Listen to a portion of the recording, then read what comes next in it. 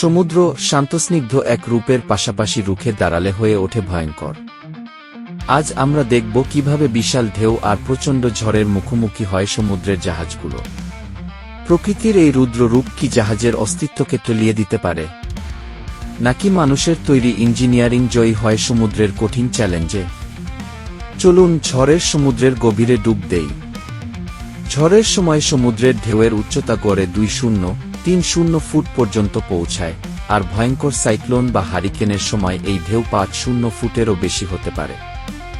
এই বিশাল জলরাশি যখন জাহাজের গায়ে আঘাত করে, তখন পুরো জাহাজটাই যেন এক ফোঁটা পানির উপর দুলতে থাকে। কিন্তু আধুনিক জাহাজগুলো ডিজাইনই করা হয় এমন চরম পরিস্থিতির জন্য। স্টেবিলাইজার, ওয়েদার রাউটিং সিস্টেম আর শক্তিশালী ইঞ্জিন জাহাজকে ভারসাম্য রাখতে সাহায্য করে। তবুও ক্যাপ্টেন এবং ক্রুরা ঝড়ের সময় অত্যন্ত সতর্ক থাকেন, কারণ একটু ভুলেই বিপদ। ইতিহাসে অনেক জাহাজই হার মানতে বাধ্য হয়েছে সমুদ্রের রোষের কাছে।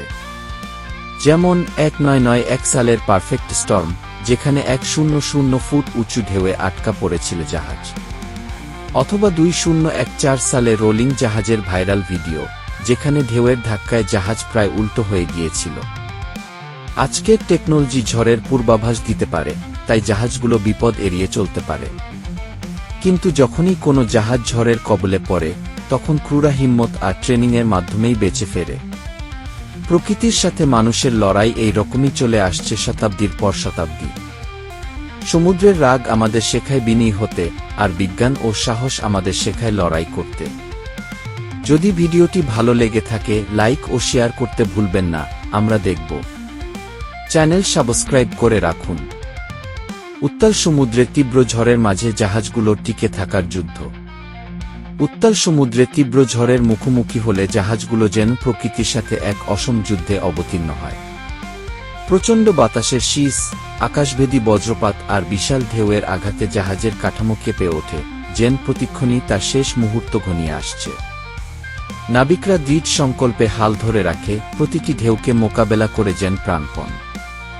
জাহাজের ইঞ্জিন গর্জন করে, নৌর শিকলে টান পড়ে, কিন্তু প্রকৃতির রোষের সামনে সবই যেন নগণ্য।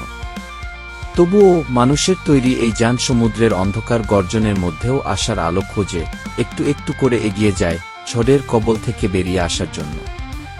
এই সংগ্রাম শুধু জাহাজের নয়, মানুষের অদম্য ইচ্ছা ও প্রকৃতিকে জয় করার সাহসেরও প্রতীক।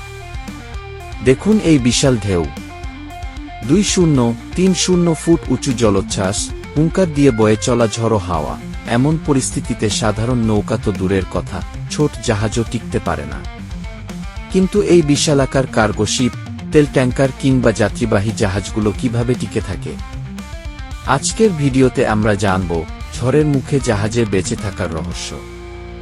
ঝড়ে উত্তাল সমুদ্রে জাহাজ, প্রকৃতির সাথে লড়াইয়ের অদৃশ্য প্রযুক্তি। উত্তাল সমুদ্রে বিশাল ঢেউ যখন 1.5 মিটার উঁচু হয়ে আছড়ে পড়ে, তখন সাধারণ কোনো নৌযান টিকতে পারলেও আধুনিক জাহাজগুলো কিভাবে অক্ষত থাকে? উত্তর লুকিয়ে আছে জাহাজ নির্মাণের অভিনব প্রকৌশল, ক্যাপ্টেনের কৌশল এবং অত্যাধুনিক প্রযুক্তির সমন্বয়ে। জাহাজের গোপন ডিজাইন। ভাষার বিজ্ঞান, বয়োয়েন্সি। জাহাজের নিচের অংশ এমনভাবে ডিজাইন করা হয় যাতে এটি পানিকে ডিসপ্লেস করে ভেসে থাকতে পারে।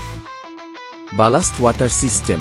জাহাজের তলায় রাখা হয় 1000 টন পানি বা ভারী বস্তু, যা ঝড়ের সময় জাহাজকে উল্টে যাওয়া থেকে রক্ষা করে।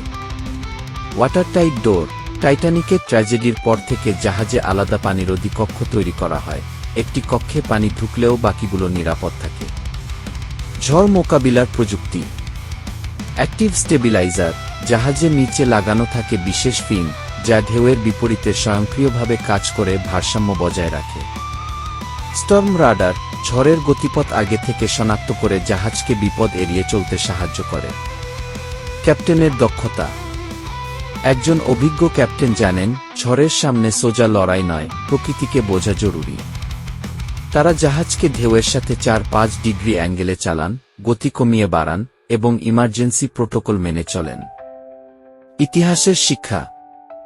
1991 সালের দ্য পারফেক্ট স্টর্ম কিংবা 2013 সালের টাইফুন হাইয়ানের মতো ভয়াবহ ঝড়েও আধুনিক জাহাজগুলো টিকে যায়, যা প্রমাণ করে মানুষের প্রযুক্তি কতটা উন্নত।